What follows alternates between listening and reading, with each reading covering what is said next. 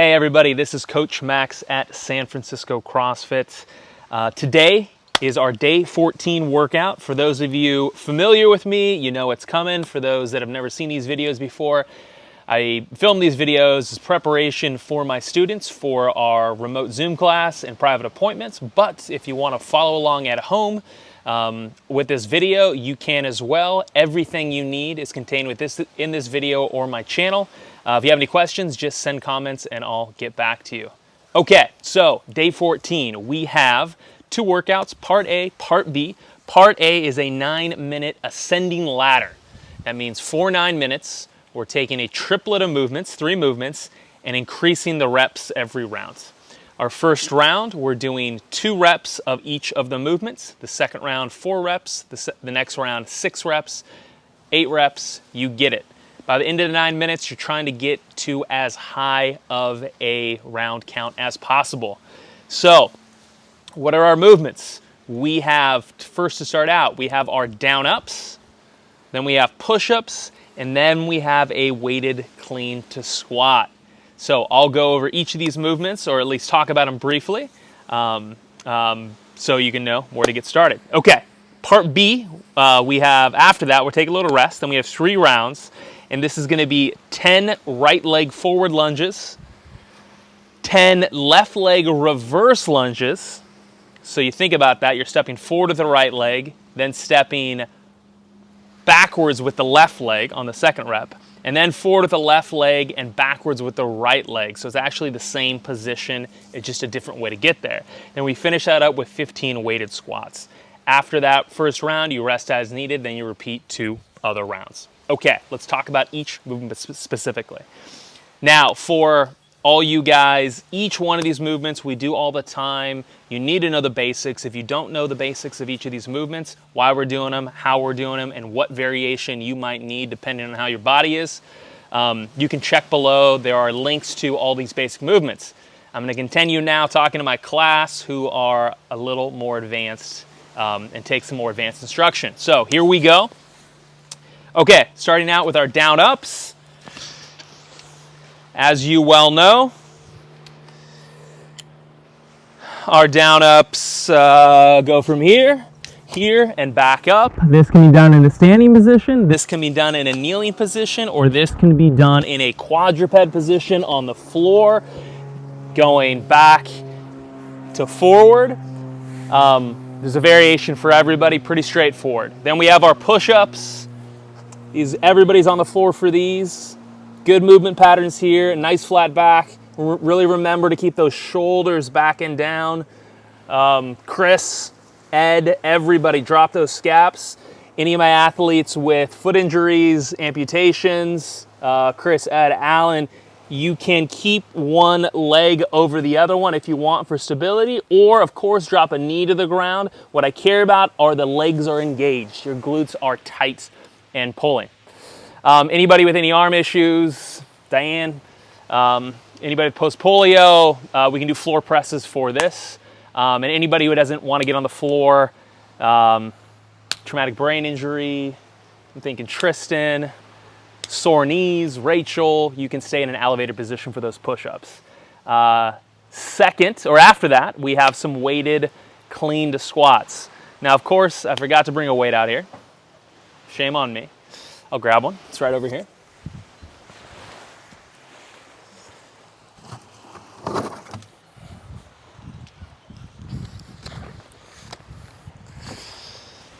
So we have our clean movement from the floor up to the shoulders, and then a squat movement.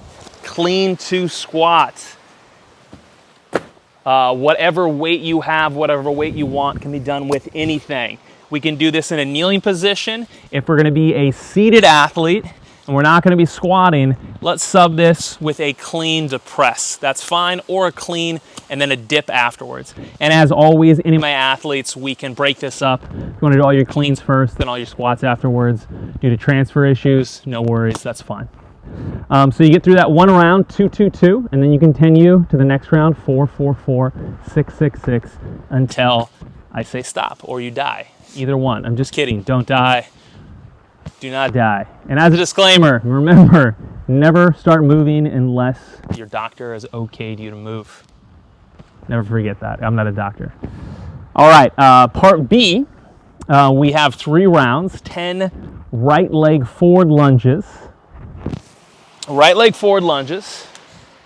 So we're going to step forward with the right leg, go as low and as long as you can, step back. Next move will be, 10 with the right leg. If this is easy, remember, we can always grab weights, and you can make it harder by holding them in more difficult positions. If you hold it at your side, that's going to be the easiest. If you hold it at your chest, that's going to be the next hardest. And if you want a big challenge or your weight isn't that heavy, maybe Darby, Chidam, you can hold this up overhead just like that. Now remember, any athletes that have difficult time controlling their hips, I have a couple clients with cerebral palsy, Jerry, Lana, Darby, make sure those knees do not cave in at all. Good, so we get our 10 forward lunges. Then we have 10 reverse lunges with the opposite leg. So instead of stepping forward with the right, we're now gonna step backwards with the left to here. Again, with the weight if you want. So we end in the same shape, right leg forward, left leg back, but we're moving forward or backwards with a different leg. Now there's one more advanced technique for this one. If you wanna work on it, it's gonna be a step forward, and this is why it's advanced. Step forward to knee raise and hold that position for a second, and then step back into the lunge. And if you don't have to set your foot down, don't set your foot down. You're gonna step up to knee raise, and then step back down. Now obviously, anybody that has any knee, ankle, or hip issues, lunging is really difficult. If you need a scale for the lunge, check the videos below. I forgot to say that. Anybody, if this is the first time you're watching, I have every video for each one of these movements broken out separately so you can watch and learn. Now, if you're on the floor for this part of the workout, it's gonna be a lot of dips. Of course, we can do kneeling moves. Antonia, Deanna, anybody with neurological issues but can still function, legs still move, we'll go kneeling. So we'll step forward and back with the different legs, down and up as much as you can, or as much as your hips allow, Deanna. For those of you whose legs don't work at all, Jorge, Alex, anybody with spinal cord injury, we're going to do staggered dips.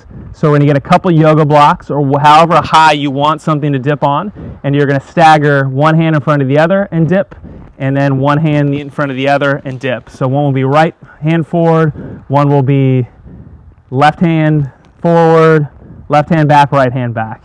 So the dips are going to look a lot more similar. Now if you're real badass on the ground and you have a lot of core stability, you can actually step forward with one arm and then dip, and then step backwards with one arm dip, of course on some yoga blocks.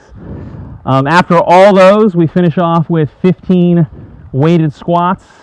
If you can do this kneeling, and kneeling squats fine, or again, straight dips are fine if we cannot squat at all. Sit to stands are fine, against a wall is fine, Lana, all that stuff works. Great, guys, so that is our prep for today. Apologize for not posting me doing the workout afterwards. I'm having trouble uploading those really big files when I work out for 30 minutes or 40 minutes. It just takes hours and hours and leads me to have to stay up late to get it done. So I need to figure that out first. I think a new camera with an SD card. But for right now, just know I've done it in your heart of hearts, because I wouldn't lie. Guys, great job today, this morning, and I'll see you tomorrow at 11 a.m.